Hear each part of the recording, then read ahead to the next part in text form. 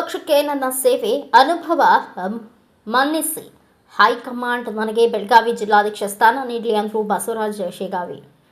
ಬೆಳಗಾವಿ ಕಾಂಗ್ರೆಸ್ ಪಕ್ಷದ ಜಿಲ್ಲಾಧ್ಯಕ್ಷ ಸ್ಥಾನಕ್ಕೆ ತೀವ್ರ ಪೈಪೋಟಿ ಏರ್ಪಟ್ಟಿದ್ದು, ವಿವಿಧ ಮುಖಂಡರಿಂದ ಈಗಾಗಲೇ ಜಿಲ್ಲಾ ಅಧ್ಯಕ್ಷ ಸ್ಥಾನಕ್ಕೆ ಲಾಬಿಗಳು ಜೋರಾಗಿವೆ. ಇಂತಹ ಸಂದರ್ಭದಲ್ಲಿ ಹಿರಿಯ ಕಾಂಗ್ರೆಸ್ ಮುಖಂಡ ಬಸವರಾಜು ಶೇಗಾವಿ ಅವರು ಸಹ ನಮ್ಮ ನ್ಯೂಸ್ ಸಮೂಹದ ರಾಜ್ಯ ಉಪಸಂಪಾದಕ ನಡೆಸಿದ ಸಂವಾದದಲ್ಲಿ ಬೆಳಗಾವಿ ಜಿಲ್ಲಾಧ್ಯಕ್ಷ ಸ್ಥಾನಕ್ಕೆ ಪ್ರಬಲ ಆಕಾಂಕ್ಷಿ ಎಂದು ಹೇಳಿರುವುದು ಜಿಲ್ಲಾ ಕಾಂಗ್ರೆಸ್ ವಲಯದಲ್ಲಿ ಭಾರಿ ತಳಮಳ ಸೃಷ್ಟಿಸಿದೆ.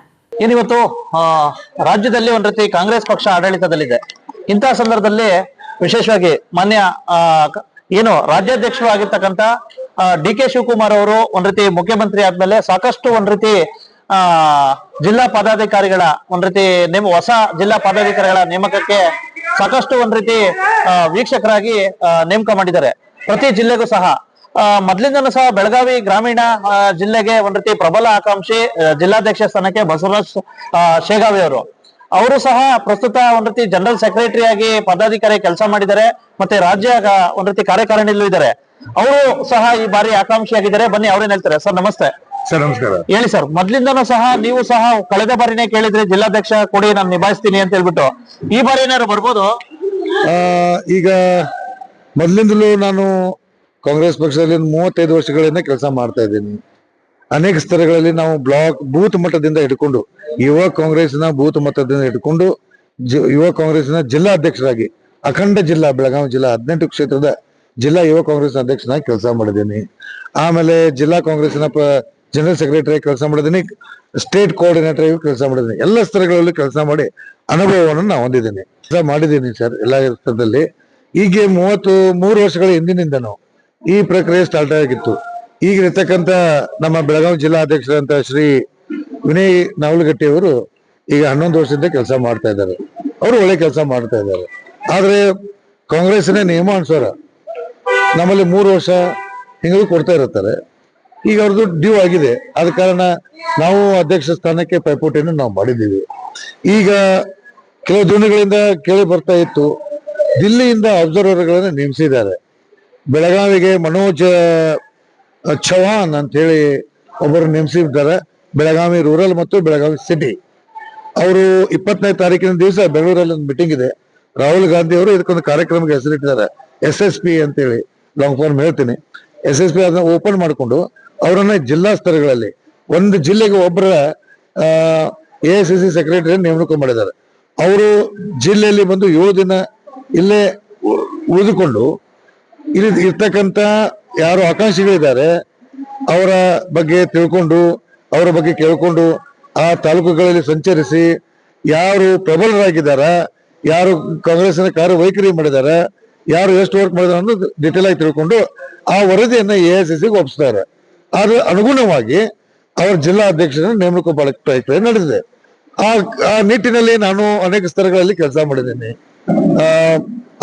KPCC ಅವರು ಕೊಟ್ಟಂತ ಎಲ್ಲ ಕಾರ್ಯಗಳನ್ನು ನಾನು ಸಕ್ಷಮವಾಗಿ ನಿಭಾಯಿಸಿ ಹೆಸರು ಗಳಿಸಿಕೊಂಡಿದ್ದೇನೆ. ಮತ್ತೆ ಜಿಲ್ಲಾ ಅಧ್ಯಕ್ಷ ಆಗ್ಲಿಕ್ಕೆ ನಾನು ಬಹಳ ಸಕ್ಷಮ ಅಂತ ನನ್ನ ಪ್ರತಿ ನಾನು ತಿಳ್ಕೊಂಡಿದ್ದೀನಿ. ಅದಕ್ಕಾಗಿ ನಾನು ಎಲ್ಲ ಜಿಲ್ಲೆಯಲ್ಲಿ ಇರ್ತಕ್ಕಂಥ ನನ್ನ ಎಲ್ಲ ಬಾಂಧವರಲ್ಲಿ ಕೈ ಮುಗಿದು ಕೇಳ್ಕೊತಾ ಇದ್ದೀನಿ. ನನ್ನ ಕಾರ್ಯವನ್ನ ತಾವು ನೋಡಿದ್ದೀರಿ, ನನ್ನ ಕೆಲಸವನ್ನ 35 ವರ್ಷಗಳನ್ನು ನೋಡಿದ್ದೀರಿ. ಆದ ಕಾರಣ ದಯವಿಟ್ಟು ತಾವೆಲ್ಲರೂ ಹಿರಿಯರು ನನಗೆ ಆಶೀರ್ವಾದ ಮಾಡಬೇಕು, ಕಿರಿಯರು ನಂಗೆ ಸಹಕಾರ ಕೊಡಬೇಕು, ಕೊಟ್ಟು ನನ್ನ ಬರ್ತಕ್ಕಂಥ ನಿರ್ಮಾಣದಲ್ಲಿ ಅಧ್ಯಕ್ಷರನ್ನ ನಿಯುಕ್ತಿ ಮಾಡಲಿ ತಮ್ಮ ಸಹಭಾಗಿತ್ವವನ್ನ ಕ್ರೋಢೀಕರಿಸಬೇಕಂತ ಕೇಳ್ಕೊತಾ ಇದ್ದೀನಿ. ಈಗ ಬೆಳಗಾವಿ ವಿಶೇಷವಾಗಿ ಉತ್ತರ ಕರ್ನಾಟಕ ಅಂದ್ರೆ ಕಾಂಗ್ರೆಸ್ ಅಂದ್ರೆ ಸತೀಶ್ ಜಾರಕಿಹೊಳಿ ಅವರೇ ಹೌದು ಹೌದು ಅವರ ಒಂದ್ ರೀತಿ ಸಾಥ್ ಕೊಡ್ತಾರೆ ಅಂತ ನಿರೀಕ್ಷೆ ಇದೆಯಾ ನಿಮ್ಗೆ? 100% ಸಾಥ್ ಕೊಡ್ತಾರೆ. ಅವ್ರು ಯಾವಾಗೂ ಯಾರು ಕೆಲಸ ಮಾಡ್ತಾರ, ಯಾರ ಪಕ್ಷದ ಬಗ್ಗೆ ಒಲವಿದೆ, ಯಾರ ಪಕ್ಷದ ಬಗ್ಗೆ ನಿಷ್ಠಾವಂತರಿದಾರ, ಅವ್ರ ಬಗ್ಗೆ ಅವ್ರ ಒಲವು ಯಾವಾಗೂ ಇದ್ದೇ ಇದೆ. ಅಲ್ಲ, ಈಗ ಹಿಂದೆ ಲಕ್ಷ್ಮೀ ಹೆಬ್ಬಾಳ್ಕರ್ ಇದ್ರು, ಆನಂತರ ಇವರಾದ್ರು, ವಿನಯ್ ನಾವಲಗಟ್ಟಿ ಆದ್ರು. ವಿಶೇಷವಾಗಿ ಆನಂತರ ಈಗ ನಿಮ್ದಕ್ಕೆ ಎಷ್ಟು ಜನ ರೇಸಲ್ಲಿ ಇದ್ದೀರಾ? ಎಷ್ಟು ಜನ ಆಕಾಂಕ್ಷಿಗಳು? ನನಗೆ ಮೊನ್ನೆ ಬಂದಂತ ಒಂದು ವಿಚಾರವಾಗಿ 3 ಮಂದಿ ರೇಸ್ ನಲ್ಲಿ ಇದೀವಿ ಅಂತ ಹೇಳಿದ್ರು.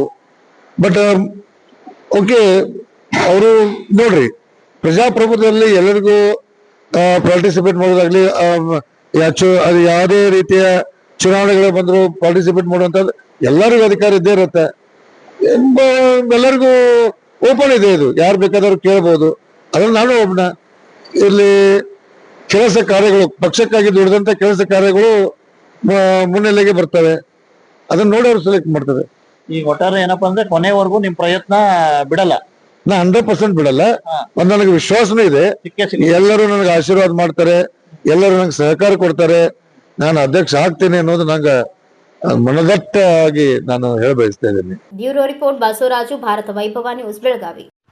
Thanks for watching. Read, discuss and debate with editor Dr. Yan Prashant Rao. Wanted reporters in print, digital and visual media for Bharat Vaibhav Daily Newspaper, BV News 5 Channel and BV Fast Web News from all the talukas of Karnataka, Goa and Maharashtra.